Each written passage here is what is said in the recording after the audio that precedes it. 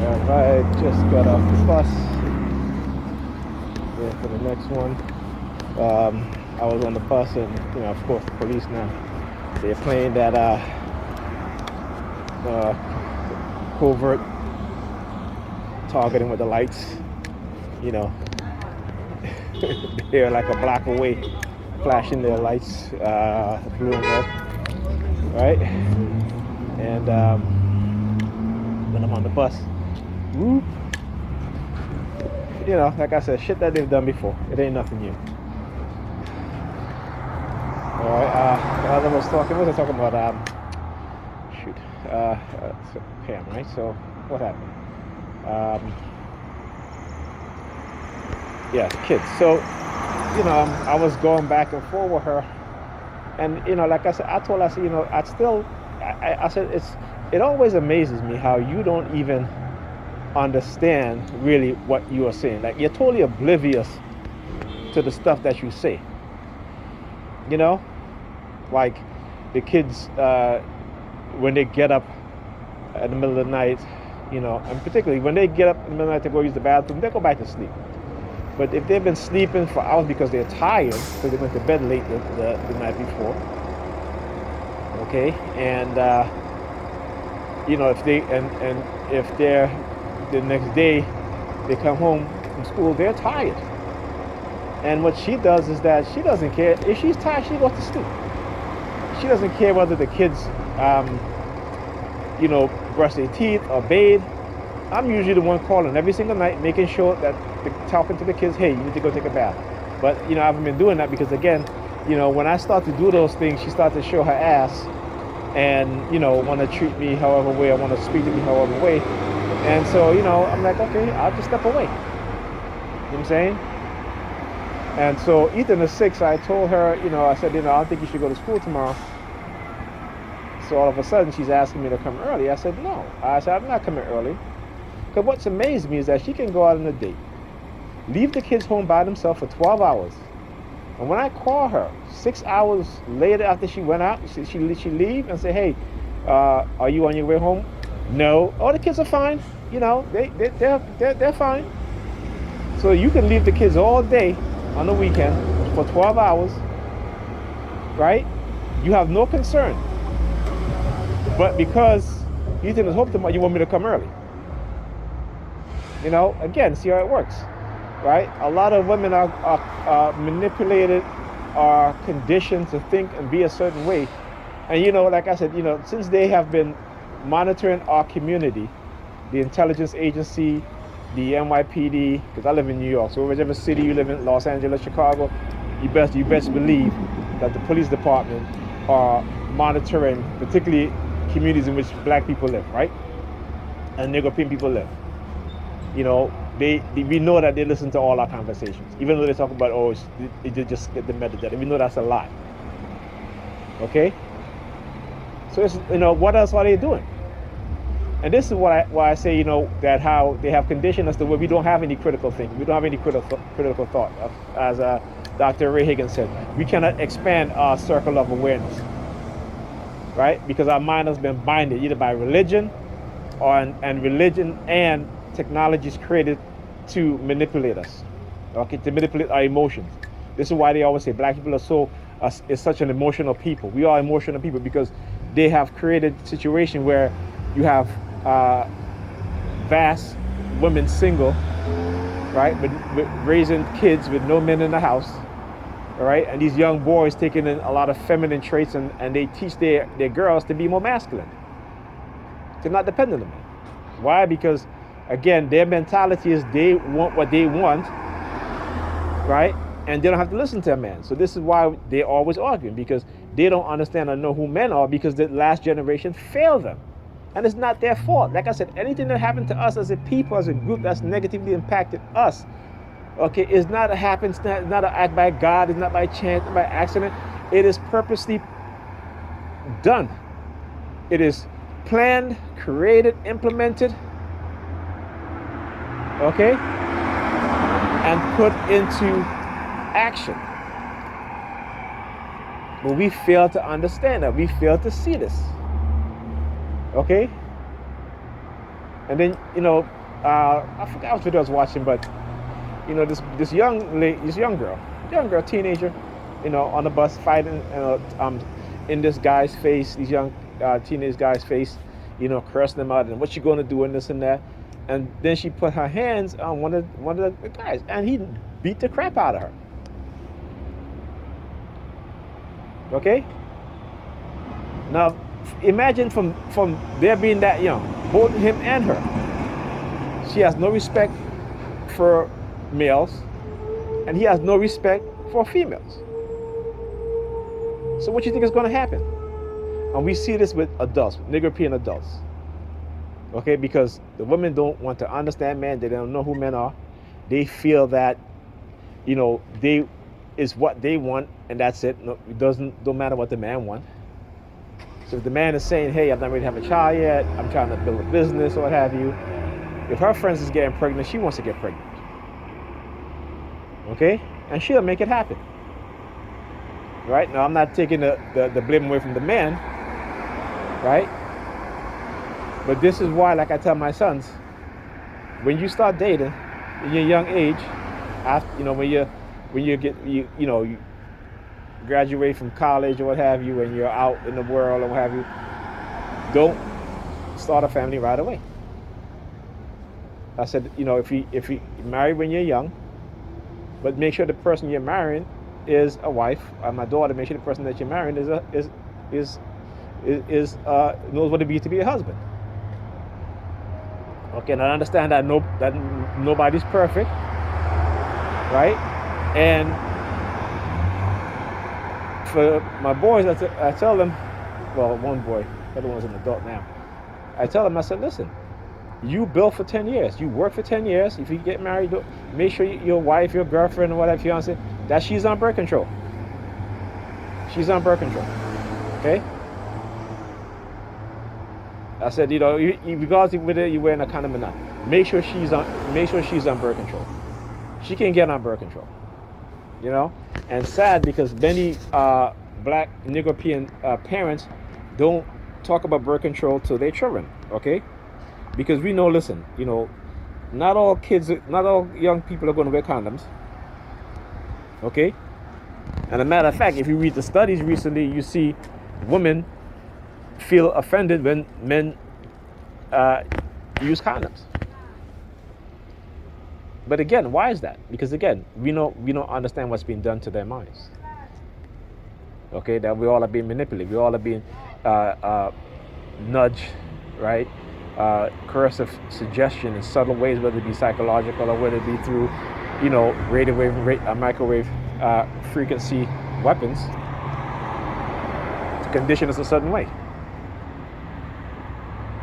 Now, I'm not blaming everything on those weapons. I'm just saying that's one aspect, right? Another aspect is, again, when you and remember too. See, a lot of us like to think black culture hasn't anything to do with white influence. But if you go and read, the book is called The CIA and the Culture Wars. Okay, and you see that the CIA has its hand and influenced every culture, every group. Where do you think you start to see these young men today, even the older one, my age, 50-something years old, wearing their pants, hanging on under their ass? Before it was, was down a little bit. Now it goes down to right under their ass. And that's normal to them. That is normal. Okay? It's not normal to me. When I see that shit, I'm disgusted by it. It's not normal to me. And I don't teach my kids that shit is normal. I told my son, my oldest, when he was a teen in high school, I said, if I ever catch you with your pants hanging out on your street, I said, I will beat your ass in front of your friends. Okay? And if their pants are hanging out, I'm going to beat their ass and send them to their parents. Okay? But, his mother filled his head up with a lot of shit. That's why, we kind of lost that connection. As he started getting older, she started to use money and stuff to bribe him. Buying him expensive sneakers and, want to get upset with me because I didn't want to buy him a $200 pair of sneakers. I said, no. I said, the most I'll spend on sneakers for him is $100. Maybe it's $100. That's it. I said, I'm not doing that. I am not doing that. you know. And the thing is that the funny thing is because I'm a good shopper, so I usually shop the sale. I don't keep up with. I've never been the type to have everything new and new fashion. That's not me. I will shop fashion that's like 2 years old, 3 years old. It doesn't matter to me. If I see a really good sale, what have you, I'll get it. So I used to buy him, uh, name brand clothes, but it's just that I didn't pay a lot of money for them. You know, and thank my ex fiance for that, because when we were younger, she worked in retail, so she taught me how to shop, right? So again, when so I would buy him, like jackets and stuff like that were, but I'll get them on sale, right? I'll wait until I know that they have a really good sale, and I'll get them on sale. So one winter for his Christmas, I bought him it was a fake Shearling, but it was my rifle one. It was like $500, and I ended up paying $135 because I had like coupons for the jacket for him, right? And that was it. You know what I'm saying? And but that's how I shop. Most of the time when I buy him stuff, it's like I have bought him a Benz jacket, really good jacket. I bought him like 2 of them. One he had for years, and it was the warmest jacket he ever had. And I only paid like $40 for the jacket. The jacket was originally like $180. Oh, it was $200, I think. And I bought it for $40. Okay? And he had that jacket all throughout his high school. Right? All through high school. It was the warmest jacket he's had. And it wasn't a heavy jacket, it was a light what do you call those jackets? Parka jacket. But it was warm. And even to this day, that jacket to me is the warmest jacket. They don't make it anymore, and I can't find it online. And and I should have bought more than one because they were so cheap, right? But as I tell you, I try to teach my kids and teach them, like, listen, you don't have to spend. I'm trying to get you out of that idea that the mentality that we were conditioned into having, But when women are raising young males, and particularly when women who are very they're egotistical, they they look at other people who may have wealth or might be doctors and lawyers, and they get all giddy-headed, and they look up to them and they admire them, even though those people don't even don't take them seriously as mates. You know what I'm saying? Because they can see through them, right? Because there are women, there are master manipulators out there who are women. It's not just men. You always hear them talk about, oh, men are master manipulators. Women, ladies, if you have male children, you need to teach them about these types of women. Just as if you have daughters, you need to teach them about those types of men who are master manipulators. But there are a lot of women out there who are master manipulators. Okay, they know how, because they've been through trauma when they were younger, and so they've used it as a tool to get what they want, and as a weapon, right? As a weapon for retaliation and punishment.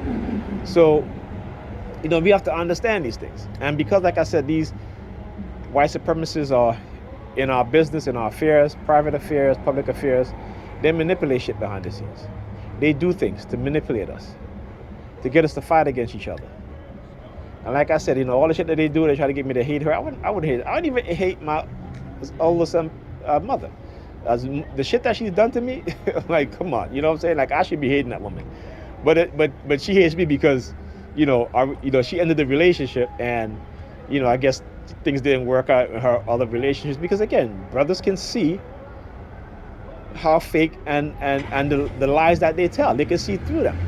So when you want to tell, oh, I'm not a good dad and this and that, but I come pick up my son, my son runs into my arms, he loves me, he gives me a hug, he's happy to see me.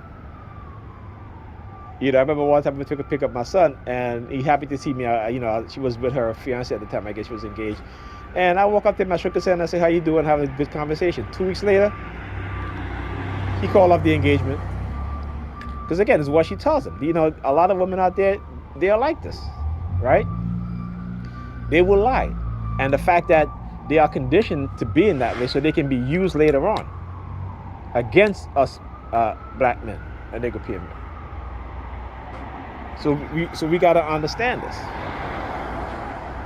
Okay? Now, that's just my rant. Sometimes I go off on these rants, okay? But back to what I was saying, if I can remember. So it's like, it's when I do would stay and, get up in the morning early, make the kids breakfast, get them out the house, what have you, and such, she takes it for granted. She figured, oh, this is what I want. I want him to be there, take care of the kids, do the laundry, cook, right?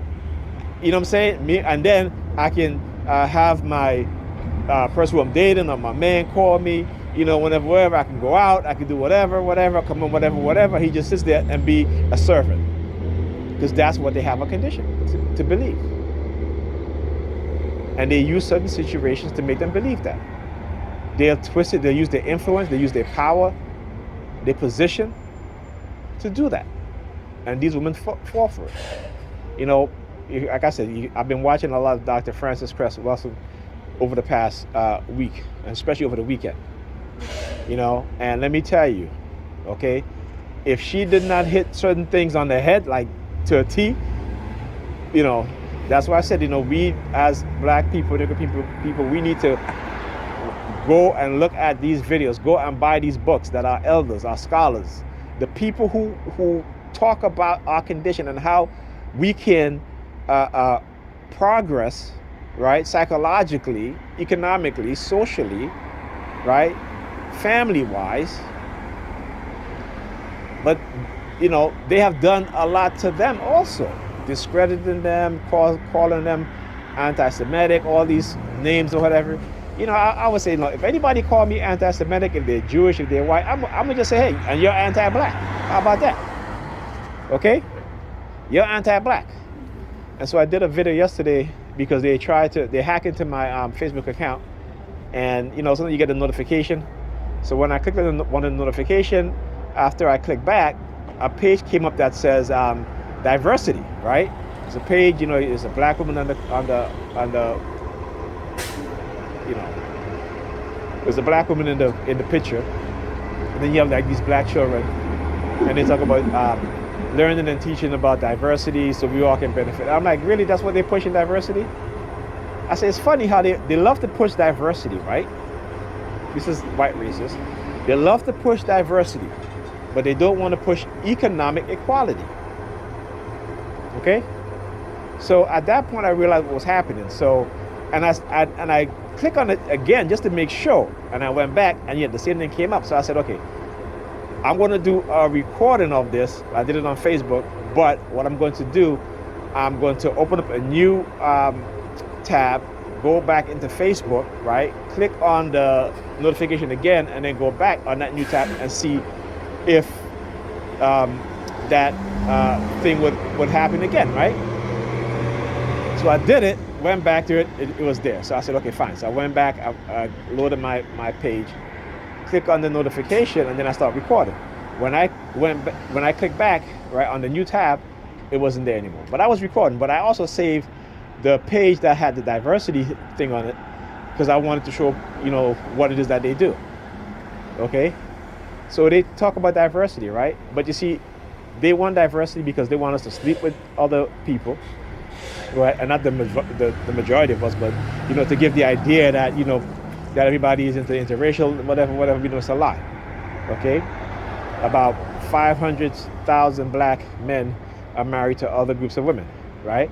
The numbers, I think it's like 300,000, over 300,000 black women married to other group of men, okay? So that's a very minute percentage. But what they show you on the media, what they talk about is all lies. Because you can go at the government website, you can look at statistics being done, right, to understand the truth. So the media will lie to you to make things look a certain way, but it really isn't. So then I talk about, okay, let's look at how they want to talk about diversity. So in low-paying jobs, black people make up the majority of the workers in in low-paying jobs, right? So you talk about retail, healthcare, okay, particularly like home nurses and stuff like that, right? Like I said, retail, the food and service industry, stuff like that, right? So in those positions, you will have black managers and stuff like that, right? But then if you move up to professional jobs, the professional jobs now, okay, you don't see that type of diversity within the management position. Then you go up to the financial you rarely see any type of diversity. But yet they want to talk about diversity. See, they want to talk about social diversity, but guess what? There is no such thing as social diversity. Yeah, we work together, right? But the vast majority of group of people live within their own group. The vast majority, in every group, they live in areas within their own group. Yeah, you may find areas where you have a mixture of both, right? But these are, again, lower income people, okay? So again, they love to push these things. So, like I said, so you don't talk about diversity. How about let's talk about economic equality, right? Economic opportunity, right? Raising black people out of poverty. But they don't want to do that. So that's why you see these corporations will talk about, oh, we promise $100 million to black women entrepreneurs, right? But let me ask you a question. How come they don't pledge that type of money for black men? In which culture are the women the leader in the economic space? And the reason why women are not the leader in the economic space is because they don't think of the things that men think of. So men think about creating industries. Women don't. Right? Men think about building defense. Women don't. Right? So again, they play us, and they particularly use money to play our women. And it's sad because our women don't understand what the white race is in the war against black men, what it really is about. So they don't care, they don't want to know. They just want to live their life according to how they want to live it, and that's it. And this is why, like I said, there's a big disconnect. Okay, and like I said, I don't blame us, but I do say some of it, we have to take some of the blame, but the vast majority of the blame is because of white racism. And that's the truth. Okay? I'm Bus is here. I'll talk to you guys in the next video.